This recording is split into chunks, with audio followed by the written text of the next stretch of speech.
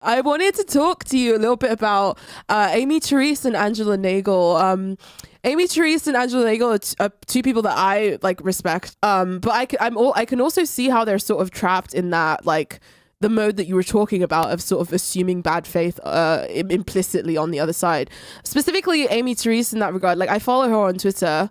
A lot of the stuff that she says is refreshing to me. I don't agree with everything she says, but a lot of the stuff she says is refreshing to me specifically because it's a break from your typical liberal friend, and it's critical of the shit that I want to be critical about.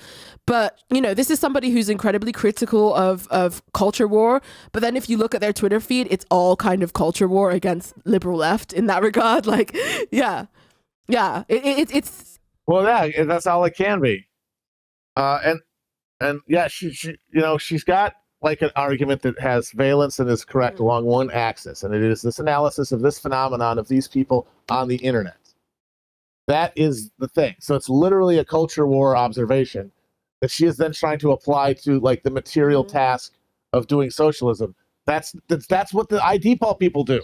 They mistake the cultural argument, the cultural warplane, and the cultural levers for the real ones. They mistake the map for the territory. And by having to over and over again reify that argument with them, you lose sight of that. Like her, eventually, I noticed before she got kicked off the last time. I think she's back now. She had basically gotten to the point where anyone who disagreed with her or even didn't give her credit for saying something first was motivated by their neoliberal like market motivation. That was like all the IDPOL people think that everyone who disagrees with them is a Nazi. All of the anti-IDPOL people think they're all shills, right? Like those are the two bad faith boogeymen that they're both arguing against.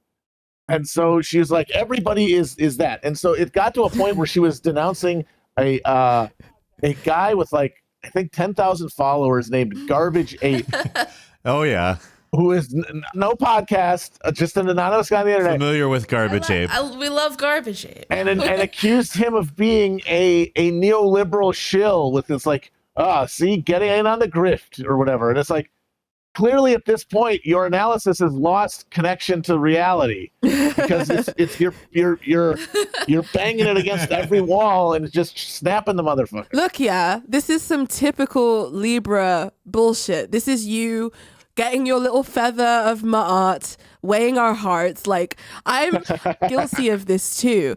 Specifically because there are often incentives. That was the only kind of place where your analysis made my like little like ears prick up a little bit, is because oftentimes there are incentives for the liberal left to act in the way that they do. And I worry that, you know, any sort of framing, anytime you bring out that framing, people can sort of dismiss it as you doing galaxy brain sort of conspiracy work, specifically because you can never be fully sure of somebody's motivations. You can only sort of deduce them based on their actions, blah blah blah.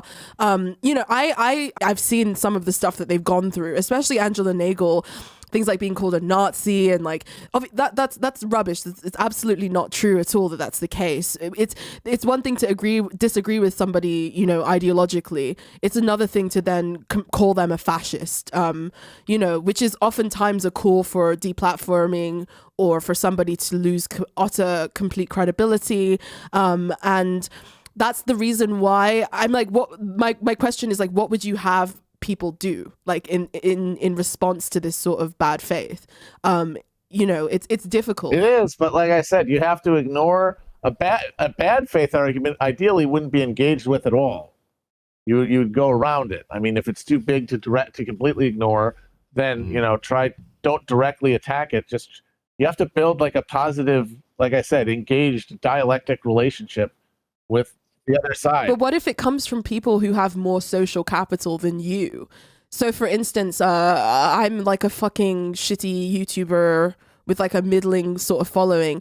If some blue checkmark liberal decides they're going to come after me, that could have a very sort of detrimental effect. Okay, but I mean, you tell me, I don't know, in your experience, has the practice of like rebutting it immediately and like continuing to fight it, does that help? No. Does it actually make anything better, or does it just make you feel better for a No, little bit? it gives me my little libidinal fix, and like, why are you trying to deny that to me, you Libra? Because we shouldn't be getting that from the internet. That's the main problem, is that we've got this thing messed up. We've got the wire in our brain crossed with this thing, and we have to change our emotional relationship to it. And that means that it's like, oh, this check mark is saying this thing about me. It's like, yes. And you know what'll happen when your engagement. You know how it will change the material relationship in 0 ways. And you know that continuing down this road will eventually get harder and harder, because that little kick doesn't last.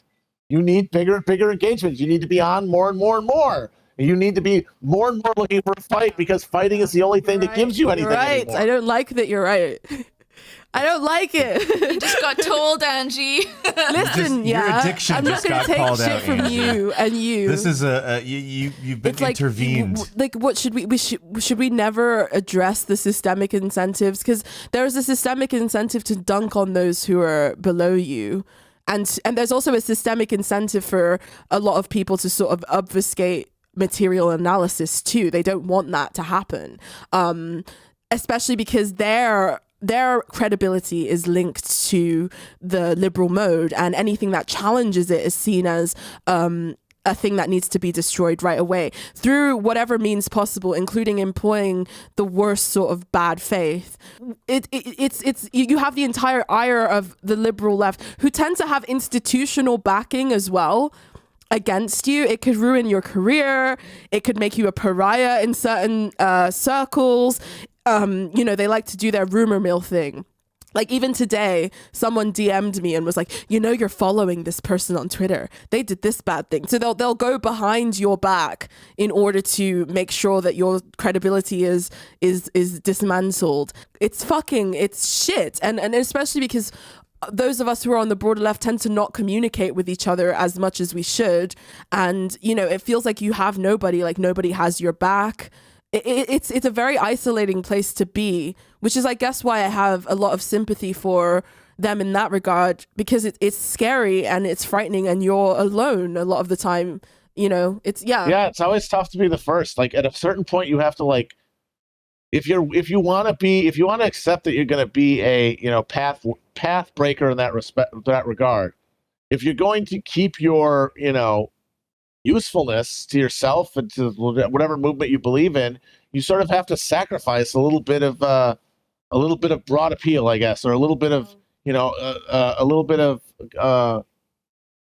audience, a little bit of just you're gonna have to take some hits, and like you should defend yourself, but at a certain point you can't deny the idea that you can never concede at any point any kind of re-situation of the argument, because it will put you on a back foot. It's just, you can blame the forces of neoliberalism, and they're probably part of it, but it's hard not to see like those circles just getting smaller and smaller, people breaking up, people accusing each other of actually being the real neoliberal.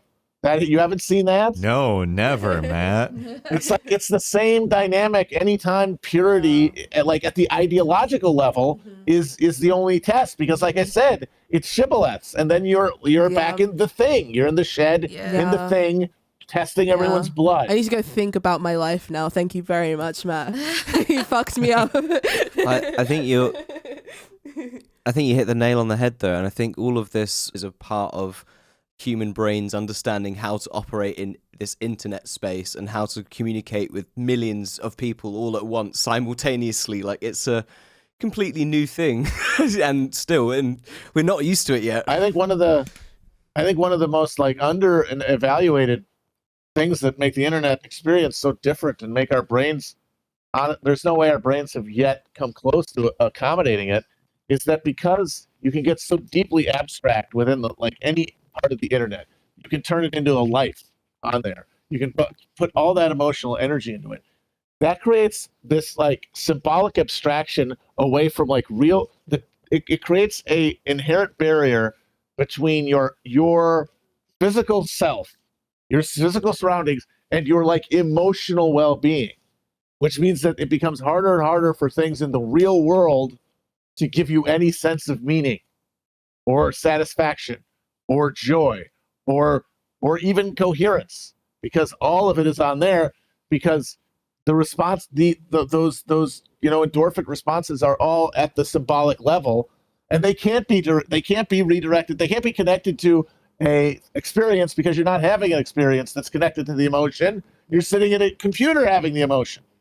And so that means the only way you can have the emotions anymore is to do them by the computer, because there's no physical space where you have anywhere else to dump emotional meaning into. So true. Exactly.